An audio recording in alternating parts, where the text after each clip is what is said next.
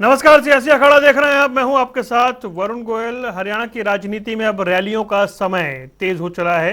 पहले गृह मंत्री अमित शाह, फिर नितिन गडकरी, आने वाले समय में Rajnath Singh, Anurag Thakur, back to back रैलियां होनी है। वहीं कांग्रेस की ओर से भी कुछ कुछ कार्यक्रम किए जा रहे हैं। वो कितने बड़े और व्यापक स्तर पर होंगे उनका इंतजार है। दूसरी पार्टियों के कार्यक्रम भी चल रहे हैं, लेकिन इस बीच गृह मंत्री अमित शाह ने सीधा सीधा भूपेंद्र सिंह हुड्डा और कांग्रेस को निशाने पर लिया। तो वहीं भूपेंद्र सिंह हुड्डा ये कह रहे हैं कि गृह मंत्री अमित शाह को जो लिख के दिया गया वो उन्होंने पढ़ा है, उन्हें हरियाणा की वास्तविकता का अंदाजा नहीं है। यानी इस तरह की बयानबाजी भी चल रही है, उस पर चर्चा करेंगे। पहले एक रिपोर्ट देखिए। प्रदेश में 2024 में होने वाले विधानसभा चुनाव को लेकर प्रदेश की सभी सियासी दल ने शंखनाद कर दिया है। सत्ता पर काबिज बीजेपी लगातार रैलियां कर रही है। अमित शाह, नितिन गडकरी प्रदेश में हुंकार भर चुके हैं। साथ ही आने वाले दिनों में बीजेपी के कई बड़े नेता कई बड़ी रैलियां करने वाले हैं। रैलियों के साथ भारतीय जनता पार्टी कार्यकर्ता बूथ स्तर पर भी पूरी ताकत झोंकने की तैयारी कर रहे हैं। तो वहीं प्रदेश में विपक्ष की भूमिका में कांग्रेस पार्टी चुनाव की तैयारियों में पिछड़ती नजर आ रही है। कांग्रेस पार्टी के अंदर खाने सब ठीक नहीं चल रहा, ये बात सबके सामने आ गई है। पिछले कुछ महीनों में कांग्रेस ने कई प्रदेश प्रभारी बदल दिए, लेकिन हरियाणा कांग्रेस का संगठन निर्माण नहीं हो पाया। कांग्रेस के ही कई बड़े नेता हुड्डा और उदयभान पर कई बार सवाल भी उठा चुके हैं। विधानसभा चुनाव में अब ज्यादा दिन नहीं बचे और ऐसे में चुनाव को लेकर सभी पार्टियों का अपना अपना एक्शन प्लान तैयार है, लेकिन कांग्रेस एक्शन प्लान के खेल में पिछड़ती नजर आ रही है। हालांकि बीजेपी की बैक टू बैक रैली पर भूपेंद्र हुड्डा ने पलटवार किया है। हुड्डा ने अमित शाह के बयान पर तंज करते हुए कहा कि अमित शाह को नहीं पता कि हरियाणा की वास्तविक हकीकत क्या है। उन्हें जो लिखकर दिया गया वो पढ़कर चले गए और अब देखना यह है कि आने वाले चुनाव में किसका एक्शन प्लान सत्ता की कुर्सी दिलाता है। न्यूज डेस्क, जनता टीवी। कई खास मेहमान हमारे साथ जुड़ गए हैं। प्रोफेसर वीरेंद्र सिंह चौहान भारतीय जनता पार्टी का पक्ष रखेंगे, रमन सिंह कांग्रेस के प्रवक्ता हैं, रजत पंजिटा इंडियन नेशनल लोकदल से और राजेंद्र सोरकी आम आदमी पार्टी से। आप चारों का स्वागत है। प्रोफेसर वीरेंद्र सिंह चौहान, शुरुआत आपसे करना चाहूंगा। बड़े कार्यक्रम दिखाई दे रहे हैं, रोज दिखाई दे रहे हैं, लेकिन भूपेंद्र सिंह हुड्डा कह रहे हैं कि जो बड़े नेता आ रहे हैं उन्हें हरियाणा की वास्तविकता का पता नहीं है, उन्हें जो लिख कर दिया जा रहा है वो बोल रहे हैं। देखिए, भूपेंद्र सिंह हुड्डा जी जब ये कहते हैं कि हमारे बड़े नेताओं को हरियाणा की हकीकत का नहीं पता, तो मैं उनको ये याद कराना चाहूंगा कि हमारे बड़े नेता दिल्ली से आए या देश के किसी दूसरे हिस्से से आए, वे हरियाणा की हकीकत का पता करके समझकर तथ्यों के आधार पर बात करते हैं। चौधरी साहब, चौधरी भूपेंद्र सिंह हुड्डा जी, आप तो हरियाणा में रहकर हरियाणा की हकीकत को नहीं जानते। आप तो हरियाणा में रहकर, कांग्रेस के भीतर रहकर कांग्रेस की दुर्गति को नहीं पहचानते, कांग्रेस की वर्तमान संगठनात्मक दुर्दशा को न पहचानते, और अगर पहचानते हो तो मानते नहीं हो, स्वीकारते नहीं हो। आपसे ज्यादा भ्रम में, आपसे ज्यादा वहम में इस समय हरियाणा की राजनीति में कोई भी नहीं है। भूपेंद्र सिंह हुड्डा जी को आपने ही, मेरे मित्र, ये कहते हुए सुना होगा कि जब से हरियाणा में भारतीय जनता पार्टी की सरकार आई है, एक ईंट को नहीं लागी विकास के नाम पे। जिस सरकार ने अपने कार्यकाल में कई विश्वविद्यालय, कई दर्जनों महाविद्यालय, 60,000 करोड़ रुपए हाईवेज पर लगा दिए हों, वो सरकार एक भी ईंट नहीं लगा पाई भूपेंद्र सिंह हुड्डा की निगाह में। अभिप्राय इसका क्या है कि वे सच को देखना नहीं चाहते, दिख जाए तो स्वीकार करना नहीं चाहते, और मन में अगर मान भी लें तो उसे जुबान पर आने देना नहीं चाहते। हरियाणा की राजनीतिक हकीकत यह है कि कांग्रेस, जिसके पास न नेता है, न नीति है, न हरियाणा के हक की नीयत है, वो कांग्रेस पार्टी सत्ता में आने के शेख चिल्ली वाले सपने बुन रही है, मुंगेरी लाल के हसीन सपने बुन रही है। कांग्रेस पार्टी और भूपेंद्र सिंह हुड्डा के ये अरमान कम से कम 2024 में किसी सूरत में पूरे होने वाले नहीं हैं। वे विपक्ष में हैं, विपक्ष में रहेंगे, और विश्वास के साथ कहता हूं, जहां आज कांग्रेस पार्टी खड़ी है 2024 में उससे कमजोर स्थिति में होगी, उससे अधिक दुर्गति की अवस्था को कांग्रेस पार्टी अपनी लीडरशिप की जूतम पैजार के कारण प्राप्त करेगी। वरुण भाई, हरियाणा की हकीकत तो यह है, अब कोई माने तो उसकी मर्जी, नहीं माने तो जनता आईना सही समय पर इनको दिखा देगी। ठीक है रमन सिंह जी, जनता आपको आईना दिखाएगी। आप बीजेपी के बड़े नेताओं के दौरों पर सवाल उठा रहे हैं। आपकी भीतरी फूट जो है, बीजेपी को लग रहा है कि उसकी वजह से दशा और खराब होगी। देखिए, बात सीधी और स्पष्ट है। अमित शाह जी सिरसा में आए, स्वागत है उनका हरियाणा की धरती पर, लेकिन वो जो बात कहना चाहते थे वो कह नहीं पाए।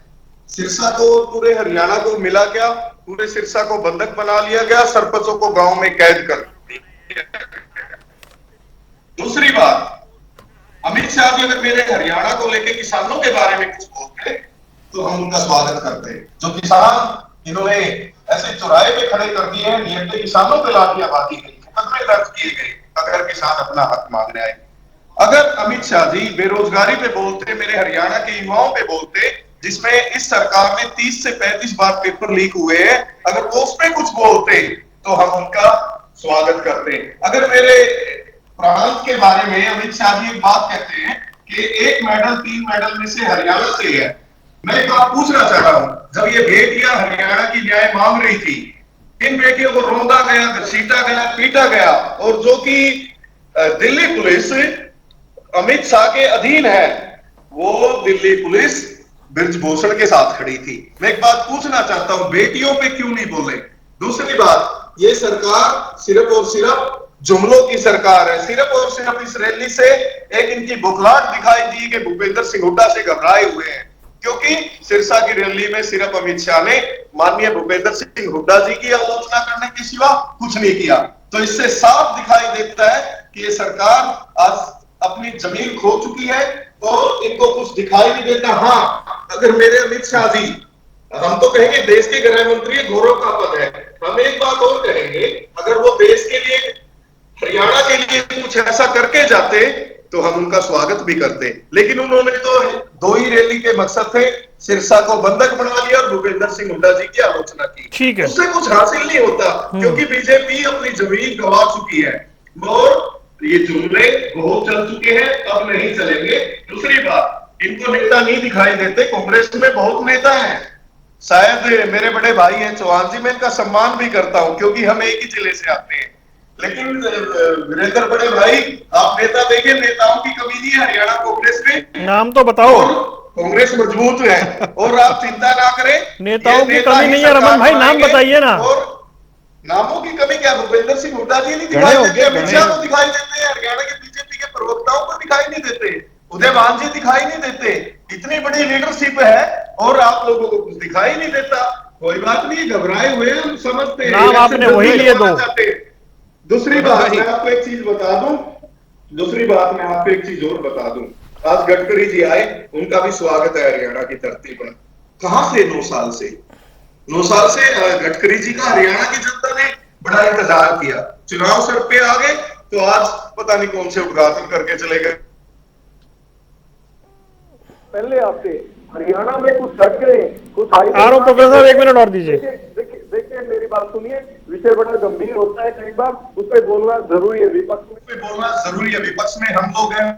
तो और भी 2 मेहमान है ना रमन सिंह जी, जल्दी जल्दी बोलिए। केजीपी के अरुण है भाई, हमने केएमपी बनाया, हमने केजीपी बनाया, हमने कुंडली मानेसर पलवल बनाया, हमने पंचकूला से यमुनानगर तक बनाया, हमने पानीपत वाया रोहतक दद्दा से रेवाड़ी तक जोड़ने का काम किया। अरे सड़कें तो छोड़ो, हमने तो गांव की गलियां तक नहीं छोड़ी, सरपंच हाथ जोड़ गए थे कि ये सारी गलियां बन चुकी है। हमें तो पता नहीं आज गडकरी जी कौन सा उद्घाटन करके गए हैं, क्योंकि 9 साल से गडकरी जी कहां थे। आज इलेक्शन सर पे है, सरकार जमीन खो चुकी है अपनी, और आज सिर्फ इनके पास बातों के सिवा, जुमलों के सिवा कुछ बचा नहीं। ठीक है रजत पंजेटा भाई, मैं ये जानना चाह रहा हूं आपसे, आपने सुना बीजेपी को भी, आपने सुना कांग्रेस के प्रवक्ता को भी, बीजेपी व्यापक तौर पर बड़े कार्यक्रम कर रही है और ऐसा लग रहा है लगातार ही होंगे, जब शुरुआत हो गई है, इम्पैक्ट क्या रहने वाला है? देखिए वरुण जी, भाजपा जो है उसके पास बहुत पैसा है, विश्व की सबसे अमीर पार्टी है, माला माल धनवान लोग हैं, इनके पास पैसे की कोई कमी नहीं है। तो जितने मर्जी इवेंट ये कर सकते हैं, इवेंट करना और जनता के बीच में जनता का मन जीतना, जनता इन्हें वोट क्यों दे, सबसे बड़े कारण जो है वो जनता इन्हें वोट क्यों दे आता है, क्योंकि कुछ महंगाई जो है वो चरम सीमा पर है, बेरोजगारी चरम सीमा पर है। पहले ही मतलब आप ये देखिए ना, आमदन 98 और खर्चा मुझे रुपया नहीं है, खर्चा 100 रुपए कर दिया इन्होंने, सब चीजों पे जीएसटी लगा दिया। जीएसटी लगा दिया वो एक अन्य विषय है, मगर बीच बीच में उस जीएसटी के स्लैब को बहुत सी चीजें जो है उसमें स्लैब बढ़ाते रहते हैं, ऊपर वाले स्लैब में चीजों को शिफ्ट करते रहते हैं, जिनमें कभी दुनिया ने, देश ने कभी नहीं देखा भी, कभी खाने पीने के ऊपर भी कि वस्तुओं के ऊपर जीएसटी लगेगा, आटा दाल चावल पे, दही पे कभी जीएसटी, शहद पे कभी लगेगा, बच्चों की स्टेशनरी पे, किसानों के उपकरण के ऊपर। ये जो इतनी रैलियों में बोलते थे कि आय दुगनी करेंगे किसान की, मैं हैरान हूं कि आय दुगनी की जब बात आई तो चुप्पी साध ली, गृह मंत्री आए। और सबसे बड़ी बात है कि सेंटर का कोई नेता आता है तो हरियाणा के ऊपर इतना कर्ज है, किसानों पे इतना कर्ज है, कभी आपने सुना हो कि कभी मुख्यमंत्री जी ने मांग भी करी हो कि मुझे एक रुपया भी दे दो, पता नहीं किस बात का डर है। और सेंटर भी ऐसा है कि सेंटर भी बेशर्मों की तरह इन्हें कहते हैं 10 की 10 सीट्स जिता दो, इनसे कोई पूछने वाला हो आपने कभी हरियाणा को दिया कुछ, कोई पैकेज दिया आपने हरियाणा को? कुछ नहीं दिया आपने हरियाणा को, कोई पैकेज नहीं दिया, कोई आर्थिक पैकेज नहीं दिया, कोई सहायता नहीं दी। मैं कहता हूं कोरोना काल के अंदर जहां पूरे देश को पैकेज मिल रहा था, सहायता मिल रही थी, उसमें भी नहीं दिया। हाल ही में मुख्यमंत्री के प्रोग्राम थे, सिरसा का दौरा था, आप अच्छी तरह जानते हैं, उसमें कहा एक व्यक्ति को बीच में निकाल दिया, एक बेचारी विधवा थी, उसका पति पहले ही नहीं है, जवान छोकरा उसका नशे में मर गया, उसको मुख्यमंत्री जी ने ये कह के बाहर निकाल दिया, तू तो सीखी सिखाई है। आप ये देखिए सिरसा के अंदर मुख्यमंत्री भाई ये बातें कई बार पहले आ चुकी है ना चर्चा में, चर्चा का मैं बता, आप इनके सवालों के जवाब देने का ये बात मैंने इसलिए छेड़ी है क्योंकि ये बात मैंने इसलिए छेड़ी है क्योंकि जो रैली हुई, वो रैली का जो सारा का सारा अरेंजमेंट का जिम्मा था वो निर्दलीय विधायक गोपाल कांडा कर रहे थे। भीड़ जुटाई गोपाल कांडा ने, रंजीत सिंह चौटाला जी पे डिपेंडेंट थे, एक और समाज सेवी है, वो पंडाल में 5000 कुर्सियां लगी, वो भी नहीं भर पाए ये लोग, पन्ना प्रमुख तो नहीं इनके पहुंच पाए। इतना बड़ा इनका इवेंट है, इतनी बड़ी इवेंट मैनेजमेंट, इतना पैसा इनके पास है, फिर भी जनता क्यों नहीं पहुंची? मनरेगा के, मैं जवाब ले रहा हूं, दिहाड़ी वाले पहुंचे, ठीक है, मैं जवाब, मनरेगा के लोग किस लिए पहुंचे थे वहां पे? आप ये बात बताइए, मनरेगा वालों का क्या काम है? क्या क्या उनको क्यों बोल के, झूठ बोल के लेके आए? आपको यहाँ गवर्नमेंट की स्कीम है कोई? आप जब इंटरव्यू हुए लोगों के तो कई लोग तो ये कह रहे थे कि यहाँ ओम प्रकाश चौटाला आएंगे, राजेंद्र सोर इंटरव्यू भी है। अरे ऐसा तो नहीं होगा भाई, ये क्यों झूठ बोल के? भाई ओम प्रकाश चौटाला जी के नाम पे बुलाया गया चौहान साहब आपने? ये तो मैं बिल्कुल ही नया सुन रहा हूँ। वरुण जी आपकी। जी जी जी, एक मिनट रुकिए, चौहान साहब बोलिए। मैं ये कह रहा हूं कि ओम प्रकाश चौटाला जी के नाम पर हरियाणा की जनता का यकीन इतना है कि आज हरियाणा की विधानसभा में ले दे के उनका एक विधायक है। जो सिरसा कभी इनका गढ़ हुआ करता था, वहां अब गढ़ी भी नहीं रही, केवल बासी कढ़ी रह गई है। और ये कहते हैं कि ओम प्रकाश चौटाला जी के नाम पर हमको लोगों को बुलाना पड़ा। भाई साहब, भारतीय जनता पार्टी के पास ऐसे नेता, कार्यकर्ता, संगठन है जिनके दम पर, जिनके नाम पर हम हरियाणा के लोगों को अपनी सभाओं, अपनी रैलियों और अपने कार्यक्रमों में बुला सकते हैं। इस तरह छल से, धोखे से बुलाने का रिवाज आपके यहां रहा होगा, इसलिए आपको सब हरे हरे दिखाई देते हैं। हम हरे नहीं हैं, हम केसरी हैं, अपने दम पर, अपने भगवे के दम पर। सुनिए पंजेटा जी, हम अपने, पंजेटा जी उत्तर तो देने दीजिए। एक मिनट रजत भाई, एक बार आपकी बात पूरी आगे थी, मैं जवाब ले रहा हूं। पंजेटा जी आपको सिर्फ, पंजेटा जी सुन लीजिए, पंजेटा जी आज अरे सुनिए, बीच में बोलेंगे, मैं आपकी बारे में बोलूंगा फिर। पंजेटा जी, क्या मैं आपकी बारे में बोला था? ये एक बार, ये this is not the way. Varun भाई, ये तरीका ठीक नहीं। मैं ये कह रहा हूँ कि हमें अरे सुन तो लो भैया, अरे सुन लो। आज की तमीज देखिए, ये बदतमीजी है। भाई जवाब ले लूं मैं एक बार, प्लीज मैं जवाब ले लूं, फिर आता हूं, कंप्लीट करिए। मैं केवल ये कह रहा हूं, मैं ये कहता हूं कि राजनीतिक दलों के जीवन में उनका ग्राफ घटता और बढ़ता रहता है, ये हकीकत है। लेकिन भारतीय जनता पार्टी का इतना बुरा समय कभी नहीं आएगा कि हमें एक हारी और नकारी हुई 24 इंडियन में आएगा। नेशनल लोकदल के नेताओं के नाम पर लोगों को बुलाना पड़े। ये 24 वहम में में आएगा। हैं, वहम में रहें। मैं चौधरी आपको देवीलाल बताना का चाहता हूं, नाम नहीं लिया कांग्रेस के आपने। प्रवक्ता ने, वरुण भाई, कांग्रेस के प्रवक्ता ने कहा, संस्थापक अरे चौधरी रुको, देवीलाल बीच का में नाम मत लिया बोलो कि ना, नहीं लिया? बीच में मत बोलो, बीच में मत बोलो इनेलो रजत के भाई, संस्थापक ऐसा अच्छा चौधरी नहीं लगता। देवीलाल का नाम लिया कि रजत नहीं भाई लिया? रुको एक रुको मिनट रुको रुकिए। हाँ रुको जी, रुको वो कह रहे हैं आप जवाब भूपेंद्र दो। सिंह हुड्डा से डरते हैं भाई। अरे वीरेंद्र सिंह चौहान जी, एक मिनट सुनिए, मैं बोलेंगे, उत्तर दे बोलेंगे। रहा हूं, मैं उत्तर दे दूं एक बार। आपने- मैं ये कह रहा हूं, आपने चौधरी अरे रुक देवीलाल जाओ, जी का नाम लिया कि यही नहीं? बोलते इनेलो के रहेंगे क्या? संस्थापक है वो। नहीं, रजत भाई, एक मिनट रुकिए ना, आप कांग्रेस का एक जवाब ले दिस लीजिए। Is not the way. मैं केवल, मेरी एक भी बात मैं इन्होंने फिर स्पष्ट आऊंगा नहीं आपके करनी पास। थी। मैं ये कह रहा हूं, हमने अगर हमारा कोई पार्टनर, हमारा पार्टनर जननायक जनता पार्टी, वो चौधरी देवीलाल की विरासत पर क्लेम करता है और वो सत्ता का भागीदार है, तो भाई रजत जी समझ लो, चौधरी देवीलाल की विरासत के ठेकेदार आप और इंडियन नेशनल लोकदल अकेले नहीं हैं। मैं हमारे कांग्रेस के प्रवक्ता संस्थापक को है वरुण भाई वो। बताना चाहता हूं, हाँ, बीच में मत बोलो, ठेकेदार है। बीच में नहीं, मेरी बारी में मत बोलो, ठेकेदार है आप। मेरी बारी हम में मत ठेकेदार बोलो, है। अपनी बारी में हमारे बोलने, संस्थापक अपनी है रुकिए, बारी एक में, मिनट, अपनी जी। बारी में, अपनी बारी में, हमारी अपनी पार्टी एक बारी मिनट में, रुकिए, एक एक अपनी करके भाई, बारी में प्लीज बोलना, प्लीज ऐसे ना करें। अपनी बारी में बोलना, एक मिनट रुको। अपनी बारी में बोलना। रजत भाई, मैं आऊंगा आपके पास। ये गलत संस्थापक बात है वो। मैं प्रॉमिस कर रहा हूं, मैं आपके पास आऊंगा, आप काउंटर ये करना। गलत बात है, ये तरीका ठीक नहीं है। मैं केवल कांग्रेस के प्रवक्ता के दो बिंदुओं को रिबट करूंगा। इन्होंने कहा किसानों के लिए कुछ नहीं किया।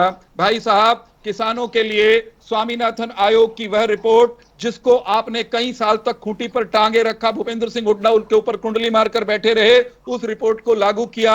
भारतीय जनता पार्टी ने किसानों के खाते में सम्मान निधि देना शुरू किया। भारतीय जनता पार्टी ने अपने कार्यकाल में, चाहे दुनिया में खाद के दाम कैसे बढ़ गए हों, अगर बढ़े तो किसान की जेब पर भाई, मंच बोझ से हमने भूपेंद्र जाने सिंह नहीं हुड्डा का दिया, जिक्र क्यों हुआ? हमने बचाकर रखा। और सुनिए, बस एक मिनट, मैं वहीं आ रहा हूं केवल।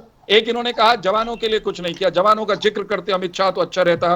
भाई साहब, जितनी सरकारी नौकरियां आपने 10 साल में दी थी, जिस दिन हमारे 10 साल पूरे होंगे आपसे दोगुनी दे चुके होंगे। 8.5 साल में आपसे 20-25 हजार नौकरियां ज्यादा दे चुके हैं। हमने हरियाणा के जवान का वो खोया हुआ विश्वास मेरिट और मेहनत में जगाया है, जो आपकी जाति झोला और क्षेत्रवाद ने मिटा कर रख दिया था। हरियाणा का नौजवान हरियाणा की नौकरियों की तैयारी करना बंद कर गया था। अब आता हूं भूपेंद्र सिंह हुड्डा पे। भाई एक बात बताइए, हरियाणा में प्रतिपक्ष के नाम पर कांग्रेस है और कांग्रेस के नेता धक्के से बाकी सारे कांग्रेसी नेताओं को खुट्टे लाइन लगाकर भूपेंद्र सिंह हुड्डा हैं, तो हुड्डा का जिक्र तो होगा ही। अब वरुण भाई, आप भी ये चाहते हो और इनके नेता भी चाहते हैं कि उनका जिक्र भी करना बंद कर दें। मैं नहीं चाहता भाई, वो कह रहे हैं आप डर गए हुड्डा जी से। तो ये भी दिन आ जाएंगे इनके। इनके इतने बुरे दिन भी आने वाले मैं हैं। ऐसा नहीं चाह रहा भाई। इनके नेताओं का जिक्र करना भी बंद हो जाएगा। नहीं। अरे डरने की क्या जरूरत है? क्यों डरेंगे भूपेंद्र सिंह हुड्डा से? डरे तो भूपेंद्र सिंह हुड्डा डरे जिनके खिलाफ कई मुकदमे अदालतों में चलिए, लंबित हैं। ठीक है, राजेंद्र तो सोरकी के पास चल रहे हैं भाई, बड़ी देर इंतजार किया उन्होंने। जिनके कार्यकाल में बहुत सारी गड़बड़ें हुई और उन गड़बड़ों के कारण वो प्रदेश के कई हिस्सों में सिर उठाकर चलने के काबिल नहीं है। वो एक जिले के मुख्यमंत्री बनकर रह गए थे, एक संसदीय क्षेत्र के मुख्यमंत्री बनकर रह गए थे। ठीक है जवान साहब, प्लीज। दिखाई नहीं देता था, राजेंद्र उनको अंबाला दिखाई नहीं देता था, उनको सिरसा दिखाई नहीं देता था, उनको यमुनानगर और पानीपत भी नहीं दिखता था। रमन भाई, आ रहा हूं, एक करके आऊंगा क्या जी? ठीक है, राजेंद्र सोरकी बहुत देर से इंतजार कर रहे हैं। राजेंद्र भाई बोलिए आप। आपने बोलने का मौका दिया और अभी मैं सारे प्रवक्ता साथियों को सुन रहा था, और जहां तक आम आदमी पार्टी के पक्ष की बात है, देखो एक बात बताना बहुत जरूरी है कि आम आदमी पार्टी तो आज देश के अंदर जो है ना, अच्छे स्कूल खोलने की एक क्रांति है।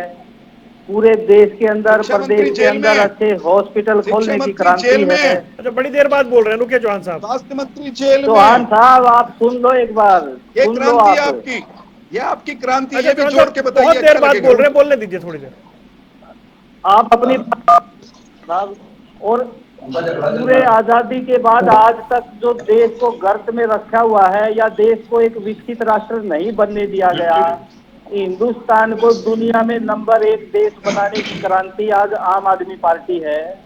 आज पूरा देश प्रदेश आम आदमी पार्टी की तरफ जो है एक उम्मीद से देख रहा है, और हरियाणा के लाल केजरीवाल को ही एकमात्र उम्मीद मान के आज पूरे देश के अंदर ये माहौल बन चुका है कि 2024 के अंदर हरियाणा के लाल केजरीवाल आए प्रदेश की देश की बागडोर संभालें और दिल्ली की तरह अच्छे स्कूल बनाए, दिल्ली की तरह अच्छे हॉस्पिटल बनाए और जो सारी मूलभूत सुविधाएं जो दिल्ली के लोगों को बिना कोई सरकार पे कर्ज बढ़ाए जो दी जा रही है वो पूरे देश की प्रदेश की जनता को मिले।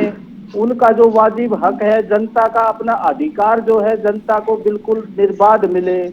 ये आज जो सारा देश प्रदेश जो उम्मीद लगाए बैठा है तो सिर्फ एक ही नेता बचा हुआ है और वो है हरियाणा के लाल केजरीवाल। ठीक है। और जहां तक वरुण जी सुनिए आप थोड़ा सा, जहां तक अभी थोड़ा सा मैं रैली पे कांग्रेस पे भी थोड़ा सा बोलना चाहूंगा। बोलिए 30 सेकंड लीजिए। देखिए अभी कांग्रेस के पास जो है ना, अभी कांग्रेस की हालत ये है कि उनके पास या तो सिर्फ प्रवक्ता बचे हुए हैं या मुख्यमंत्री के दावेदार बचे हुए हैं। जो हमारे इनके कांग्रेस के जो विधायक गण है वो एक गुट के विधायक हैं। कांग्रेस के किसी और भूपेंद्र हुड्डा को छोड़ के किसी नेता का कोई कार्यक्रम होता है तो वो कोई भी विधायक जो है वहां मिलता नहीं, गायब रहते हैं। और जहां तक अभी बीजेपी की बात है, देखो बीजेपी के जो माननीय मुख्यमंत्री मनोहर लाल जी ने जनता दरबार शुरू किए, उनको जब जनता ने खोद मारी तो इन्होंने फिर जो है ना नाटक किया, गठबंधन के उसमें तकरार का नाटक किया, मीडिया ध्यान भटकाने के लिए किया, फिर अपने मंत्रियों को ले आए। जब मंत्रियों को भी नहीं घुसने दिया गया तो अब ये केंद्रीय नेताओं को लेके आए हैं ये चखने के लिए कि वह घुसने देंगे कि नहीं घुसने देंगे। और जहां केंद्रीय नेता जाते हैं वहां पूरे क्षेत्र को जेल में बदल देते हैं ये। ठीक है, आम आदमी पार्टी के नेताओं को, सरपंचों को, किसानों को, वो पूरे क्षेत्र को जेल में बदलकर इनके नेताओं की सभाएं करवाई जाए। जवाब दीजिएगा भाई 1 सेकंड लूंगा, जल्दी लीजिए, जल्दी एक, हाँ बस सिर्फ 5 सेकंड लूंगा। और जहां तक ये अपने इतने जो बीजेपी के प्रवक्ता जो कह रहे थे ये सारा सब कुछ विरोध क्यों हो रहा है, आधे हरियाणा से ज्यादा में इनके गांव के अंदर नो एंट्री के बोर्ड लगे हुए, पता नहीं कौन से पन्ना प्रमुखों की बात करते हैं। चौहान साहब 30 सेकंड लीजिएगा। आप आम आदमी पार्टी के नेताओं को हिरासत में लेते हैं, कोई बड़ा कार्यक्रम करते हैं तो? भारतीय जनता पार्टी भारतीय जनता पार्टी प्रजातंत्र में विश्वास रखने वाली पार्टी है, लेकिन अभी 1 मिनट बोलिए। हिरासत में वो लोग निश्चित तौर पर लिए जाएंगे जो कानून व्यवस्था के लिए खतरा पैदा करेंगे, जो अव्यवस्था पैदा राजेंद्र भाई रुकिए, राजेंद्र भाई जवाब ले रहा हूं, अब मैं सीधा सवाल का जवाब ले रहा हूं ना, सीधा सवाल का जवाब ले रहा हूं। न्यू के ऊपर काम चलेगा। देखिए, आम आदमी पार्टी अराजकता पार्टी है, अराजकता फैलाना चाहते हैं देश में भी प्रदेश में भी। अगर इनका कोई नेता या किसी भी पार्टी का कोई नेता प्रजातंत्र विरोधी काम करेगा, अराजकता फैलाने की कोशिश करेगा तो कानून व्यवस्था बनाए रखने के लिए उसे हिरासत में लेना पड़ सकता है। हम कानून तोड़कर किसी को हिरासत में नहीं लेंगे। मैं केवल और केवल 12 घंटे बिजली कब मिलेगी ये अराजकता है क्या? एक बात बताना बहुत जरूरी है। 12 घंटे बिजली कब मिलेगी ये मुख्यमंत्री से पूछना अराजकता है क्या ये? और सुन तो लो भाई, फिर आऊंगा, इसी का जवाब चाहिए था मुझे, मैं दोबारा आऊंगा आपके पास, रुकिए, मैं एक बार इसी का जवाब चाह रहा था बस, हिरासत वाला, फिर आऊंगा। रमन सिंह इंतजार कर रहे हो, रजत कर रहे हैं। रमन जी बोलिए। देखिए बात से सीधी और स्पष्ट है। किसान को लेकर मेरे बीजेपी के प्रवक्ता साथी ने कहा, मैं एक बात पूछ रहा था, किसान की आय दुगनी करने के लिए सरकार बेहतर चली, चलो नहीं कर पाए तो जग जाहिर रहा। एमएसपी के वादे पे किसानों ने लाठियां खाई हैं, मुकदमे दर्ज हुए हैं। अगर किसानों को सब कुछ मिल रहा है जैसा कि ये लोग कहते हैं तो किसान को जा रही है। उसके बाद इन्होंने कहा नौकरियों का मुद्दा। इतिहास गवाह है कि 30 से 35 बार सरकारी नौकरी का हरियाणा में पेपर लीक हुआ। ये मेरे आंकड़े नहीं है, ये बखूबी पूरे हरियाणा की आवाज है, ये फेक आंकड़ा है, ये फर्जी आंकड़ा है। देखो चौहान साहब, मैं एक बार भी मैंने आपको आप इसको प्रूव करने की शपथ लेते हैं क्या? आप इस आंकड़े को प्रूव करने की शपथ लेंगे, इसी चैनल पर डिबेट कर लेंगे, आप लोगों के साथ बात करेंगे, राजनीति छोड़ने के लिए तैयार है अगर आपको गलत साबित कर दूं। आपकी मजबूरी मैं समझता हूँ, आपको मैंने एक बार नहीं, मैं तो सत्य पर बात कर रहा हूं। सुनने का मादा रखें, बड़ी बड़ी बातें करने से कुछ नहीं होता, सच्चाई का सामना करना सीखे। उसके बाद सच का सामना करिए।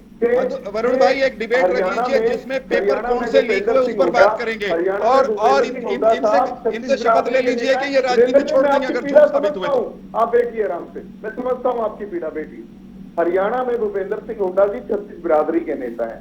उन्होंने हर जिले में, हर शहर, हर गांव में विकास किया है। उन्होंने कभी भी बच्चों के भविष्य से खिलवाड़ नहीं किया इस सरकार की तरह। उन्होंने कभी लूट के लाइसेंस नहीं बांटे गठबंधन की सरकारों में जैसे आप लोगों ने बांटे हैं। अगर हरियाणा में पीडब्ल्यूडी घोटाला जो कि जग जाहिर है, शराब घोटाला जो जग जाहिर है, दमना यमुना पार भेजने वालों ने जिस तरह से दोनों हाथों से हरियाणा को लूटा है वो जग जाहिर है। और उसके बाद मैं एक बात पे आना चाहूंगा, बीजेपी जहां भी कमजोर होती है वहां पुलिस को आगे कर देती है। पूरे सिरसा को बंधक बना दिया गया, चाहे वो किसी भी। चलिए बात तो रिपीट हो गई। अब मैं वही कहना चाह रहा हूँ ना, ये कह रहे हैं कि पुलिस का तो हमेशा से दुरुपयोग किया है इन्होंने।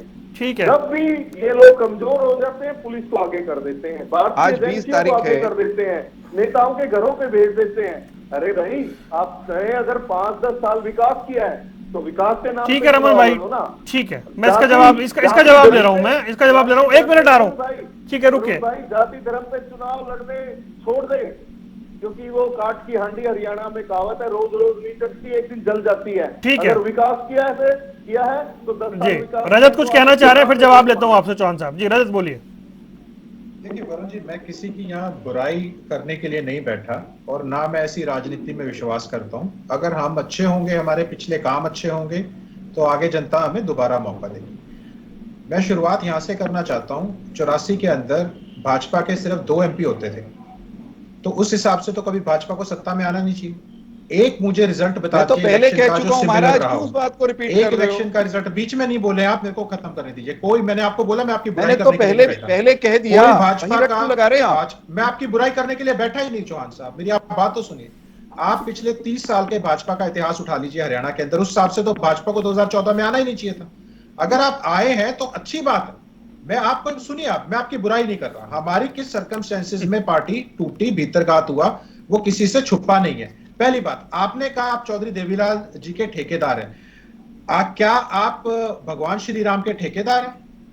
क्या आपके पार्टी के संस्थापक हैं?